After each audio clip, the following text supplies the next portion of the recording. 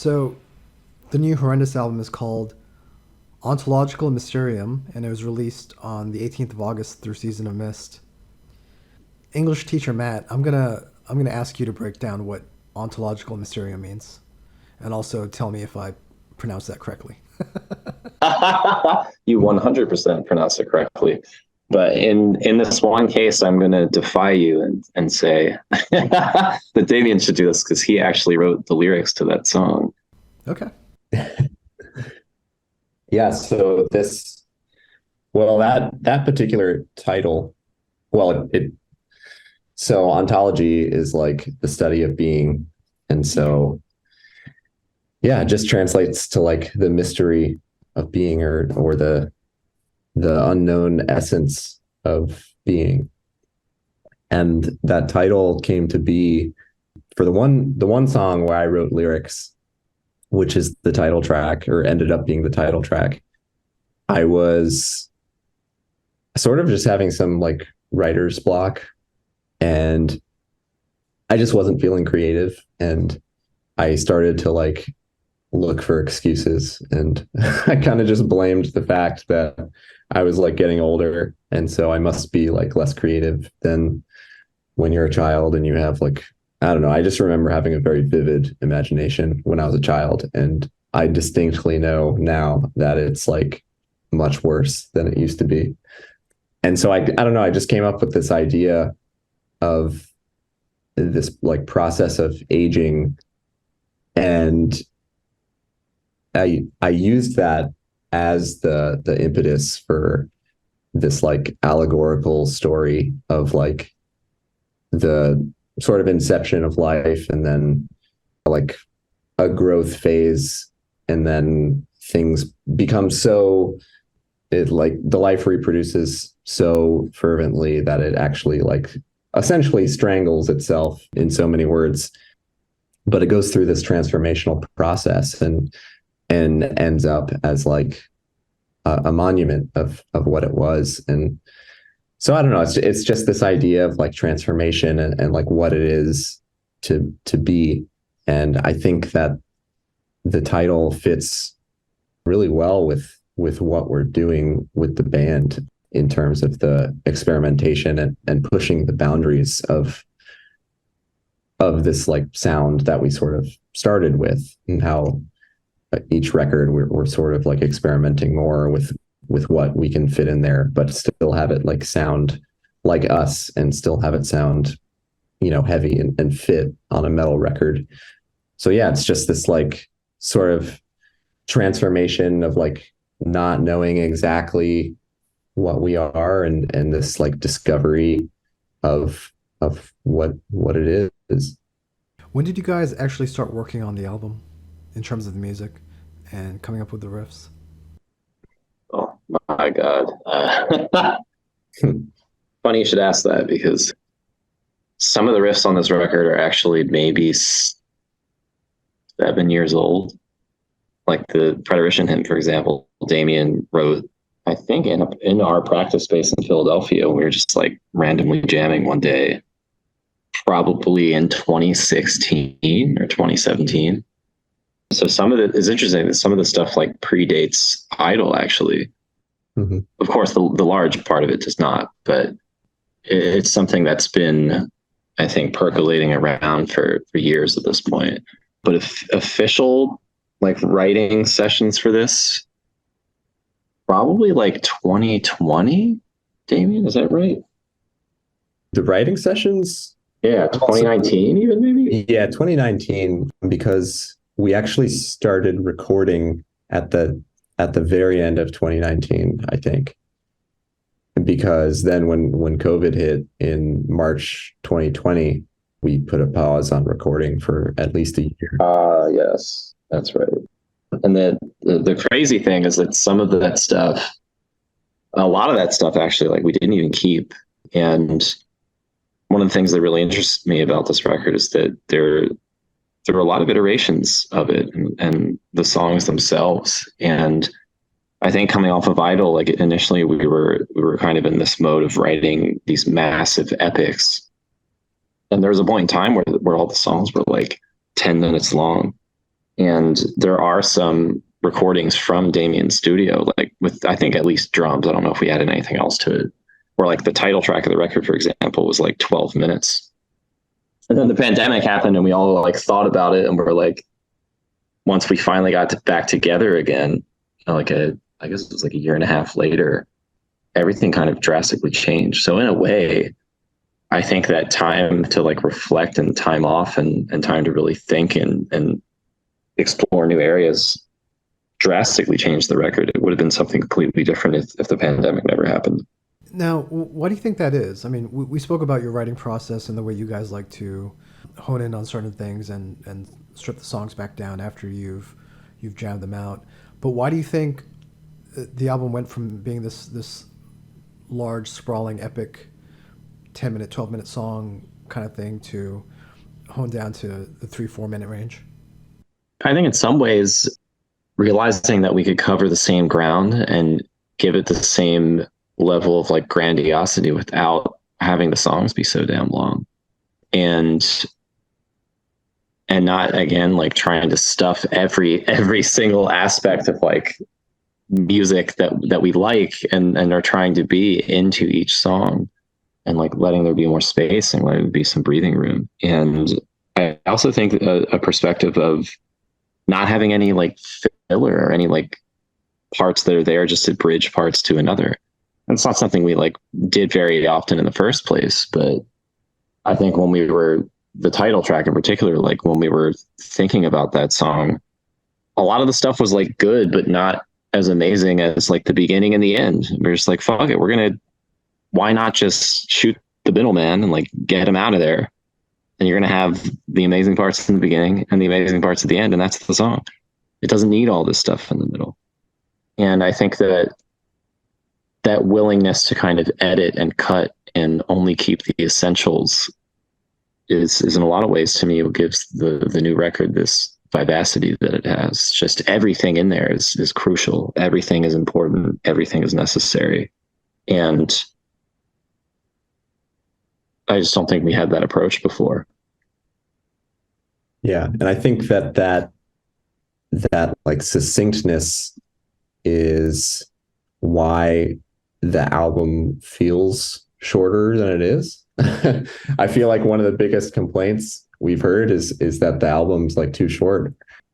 But I mean, it's like 38 minutes, which is pretty standard. I mean, I guess it's our first sub 40 minute album, but yeah, I think there's just so much in there, but like in a succinct way that it just sort of like flies by. Yeah, it is funny. A lot of people are acting as if this was like an EP or something. It's like, dude, it's like, it's 4 minutes shorter than the last one. It's like, it's not that different, man. Yeah. Funny to see though. I mean, in terms of cutting the songs down, was a lot of it repetition? Just cutting down repetition? Honestly, no. The songs went in even more directions than they are now. And I think it became this point in time where it was like, well, what is the voice of this song? And are these particular sections of the song strengthening that voice? And are they in the same key almost? And not in the sense like literally the same musical key, but like, are they spiritually the same? And I think honing in on that and cutting what didn't feel like it was, what didn't feel that way. And a lot of the stuff that we cut, I could actually see becoming their own songs down the line. Like I have tons of riffs and tons of entire sections that we ended up not using that I think could become their own piece. And I think that's kind of how we arrived at that point. It's like we already, I would argue, have more diverse, a larger variety, and really just like pound for pound more riffs than a lot of bands that are doing this kind of music right now. It's like we can chill a little bit, like let the riffs breathe, let them grow, let them evolve. Like, we don't have to move at a breakneck pace all the time. And I think the increased focus on like jamming and things like that has also opened us up to that, where it's like, instead of a song that has a bunch of these riffs kind of sequentially in a row that are related and do build on one another, we're a little more interested these days in finding ways to make these riffs work harder in a way, working harder for themselves and evolving in new ways where I'm not sure how many people pick up on this stuff, but a lot of the songs on the new record have multiple parts that are kind of the same riff, but the theme's a little bit different. The speed is a little bit different. It's harmonized differently, or it comes back with like some of the notes chopped. And it's really fun to find these creative ways of kind of expanding this solitary idea that we came up with into this full-fledged song. You guys recorded the album at Damian's studio, Subterranean Watchtower. Have you guys recorded all your albums with Damian at Subterranean? Yeah, we have. Ever since 2009 with our demo, which sort of funnily enough was a like college project. I mean, that wasn't the reason we recorded it, but I was sort of double dipping, I guess you could say, because I wanted to record our music, but I also needed a project for my my senior thesis, and I was studying recording. So yeah, I kind of let those overlap, which was fun. Damian, was it always your goal to be both a musician and an engineer? Yeah, pretty much actually. My interest in recording was simultaneous with my learning guitar, almost just like as a function of needing a way to like capture my ideas and the stuff I was writing. But it became this like separate love that I was extremely interested in for its own merits. And yeah, I mean, I remember when I was a teenager, I mean, it almost got to the point where I wanted to write a song just so that I could record it and produce it, which is probably a little bit backwards, but that's just how I am, I guess. And so, yeah, being able to be the engineer for the band has been a lot of fun for me. And I think it's also shaped our records because it has afforded us the time to do all these experiments that we've been talking about, because we're not in some studio paying by the hour. We can take the time to really flesh out all our ideas and hone in on what we want. And yeah, I think you mentioned that there was a lot of improvisation in the recording. Are you guys still tracking separately, or do you record together? Yeah, so on this record was the first time where we, well, for the most part, tracked together, or at least we were, like Matt and I were playing at the same time as Jamie. And yeah, that just made the process so much more fun instead of weeks of just hearing drums and recording those. It was more natural and more like when we were playing together just as a band. And I think that helped the process, both in terms of our enjoyment of it, but also the results. Yeah, for sure. And some of the tracks on the record too, like not only were we playing together, but we were keeping takes of things that weren't necessarily 100% written beforehand. Mm-hmm. Songs like Exogenesis, for example, and like Aurora Neoterica, we really wanted it to feel a bit more like a jam and not just a throughly composed piece. And that helped a lot with that, because it was all of us actually playing at once and like riffing off of each other, which is something we never really did before. Like we've recorded at the same time, but everyone was just like playing the part that they had memorized, This is the first time where we had something that we were working from a shared, agreed upon like riff and something like that. But we were kind of free to just go off after that and kept what we liked and didn't keep what we didn't. And we took a bunch of takes of stuff and just kind of sifted through to see what that brought. And it was really wonderful to do that. I think it opened up a lot of doors for us. Yeah, that we're surely going to take advantage of in the future as well. Yeah, and it's also funny, like we've noticed that when we're sort of doing these improvised things or trying to come up with a lead or something, often the first one that you come up with is the best. And often you're not recording the first one.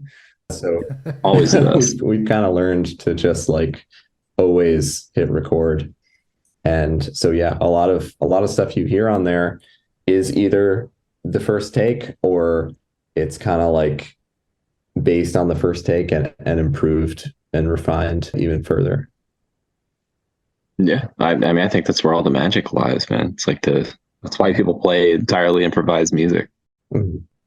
And it's funny how much I think that kind of circles back to this idea of control versus surrender. It's like in those moments when you're not thinking about it and you're not fucking sitting there like, I need to write a great lead for this part. Like it flows and it comes, right? And it's been a great journey for us, I think, to be able to harness that a bit more and to do it confidently. We spoke about the way the new album compares to your previous work in terms of song structure and maybe style. In terms of sound, how would you compare the sound of this album to Idol?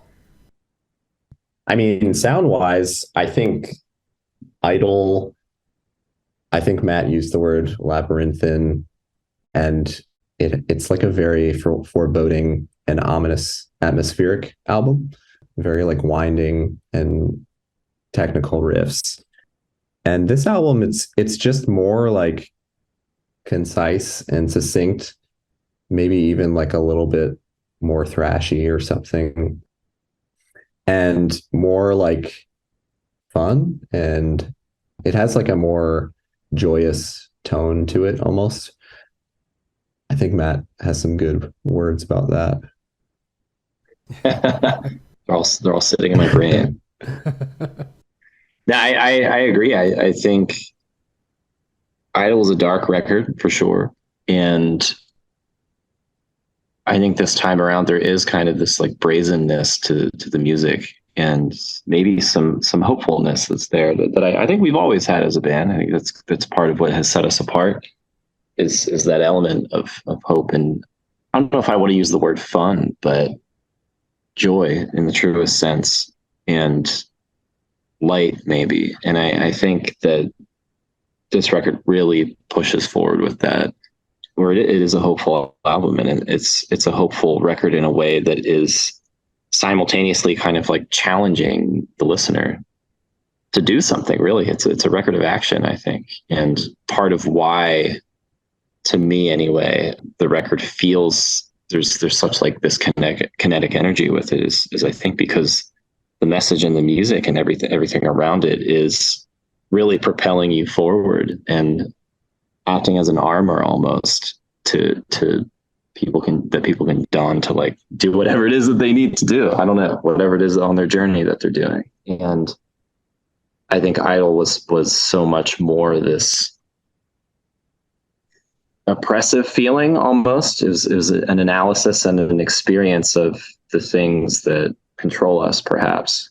Whereas I think this record is the demonically joyous flouting of those forces, and while also acknowledging the difficulty of doing these things, simultaneously celebrating the joy of overcoming them, perhaps, and the joy of the battle. And I think that's what makes it feel, partly what makes it feel so vibrant.